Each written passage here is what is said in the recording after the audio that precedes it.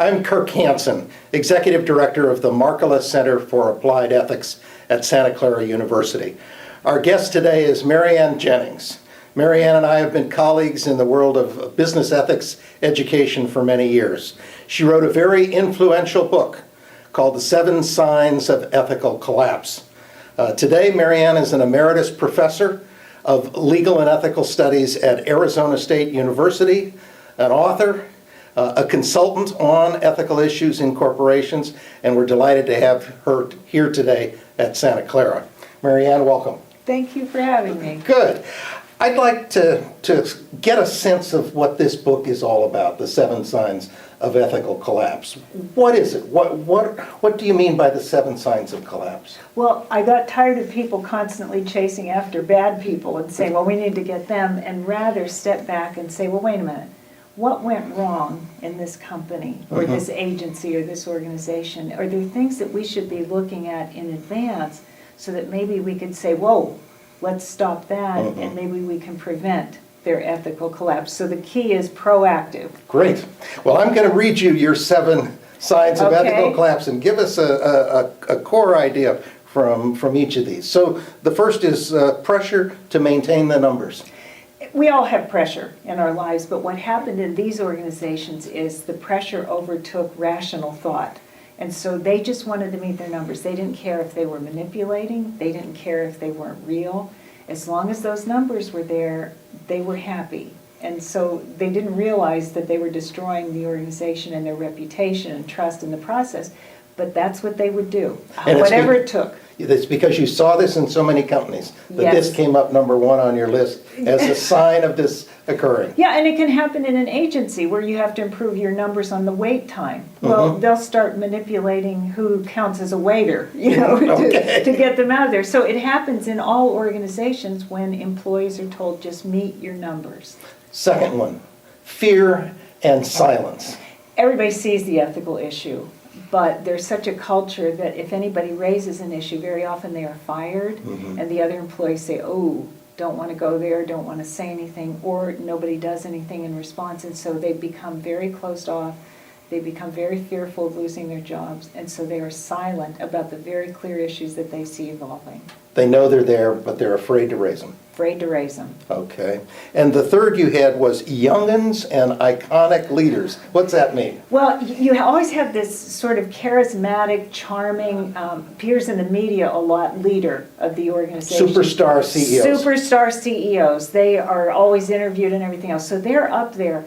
And then they surround themselves with young'uns. These are folks who maybe are not experienced enough, want to climb a little bit faster than maybe they should. And so they surround themselves with people they know are not going to dissent. They don't have the experience to dissent. They've got them beholden to them through compensation plans. But they're iconic. This is a young person who said, wow, it's a star. So they will never resist. They will never object. They will never speak up. And so there's no real diversity of thought in the management team. The giant superstar and the acolytes. That's right, the sycophants. Okay. The fourth one is sort of related, weak boards. Yes. Because it often goes along with the iconic leader. Yeah, there's an iconic leader, and the boards are weak. Interestingly, they're weak in different ways. Sometimes they just didn't attend meetings. Sometimes they didn't devote the time. Sometimes they didn't have the experience to do it. Or sometimes they just felt so beholden or overwhelmed by the CEO that they just went along. It was almost a rubber stamp kind of thing. So they did not provide any resistance or feedback or guidance. Been a lot of studies of governance and why boards are weak, and as you say, the many different ways in which they achieve weakness. Yes, it's limitless possibilities on weakness. Okay.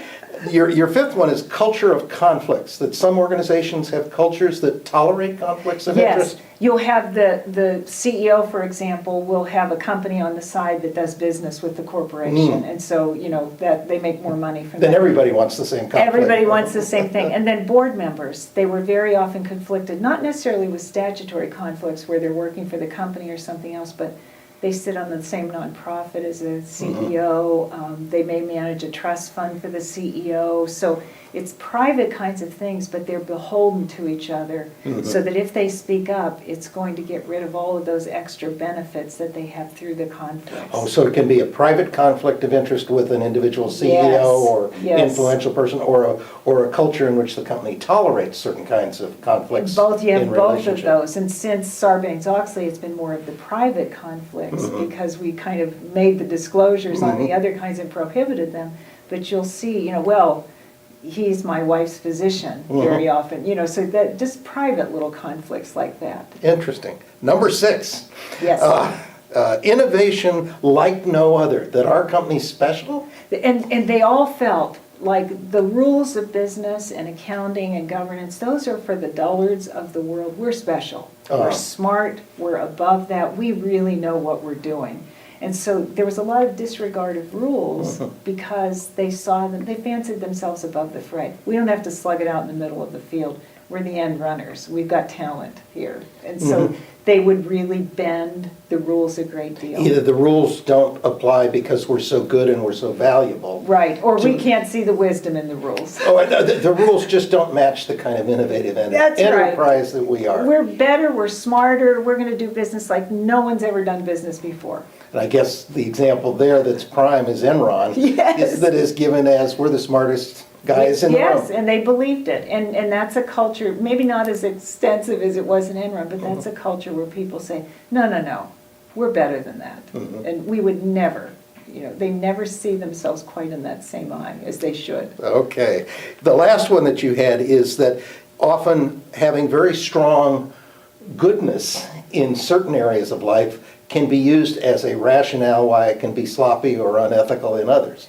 Yeah, these were companies that had marvelous reputations in terms of environmental records, community philanthropy. I mean, they were just wonderful corporate citizens. But in a way, that was the mask. And in a way, it was the salve for their conscience, because they would say, okay, so I cooked the books a little bit, but look what I did with the money over here. Look what a fine enterprise I grew. Yes, and so they felt very comfortable because goodness in some areas atones for evil in the other. That was their perception. High-profile philanthropy Yes. would justify being a little sloppy on record keeping. Yeah, see, Emerson said, the more they talked about their honor, the faster I counted the spoons. That's kind of what you have to do here. Okay, last question about this. In the cases that you studied and found these signs, were there usually multiple of these signs present in most scandals and, Yes. and unethical collapses? Yes, they were all there. It was a matter of degree. And the irony is, if you fix just one of them, if you tweak one of them, for example, if you strengthen that board, they're going to pick up on the other ones and start straightening them around. Or if you have a management team that will say, hey, time out, you got to think about this to the CEO, that can pull it around. So they're so highly fixable. The simple conflicts rule, the declaration of those conflicts, the elimination of those conflicts. There's a lot that can be done to fix them, but you get all 7 of them working together, there is no hope.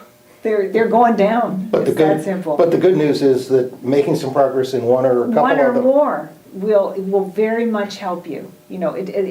Start with the board. Start with just saying, okay, we're going by the rules. Yeah. That will make a huge difference in the other behaviors.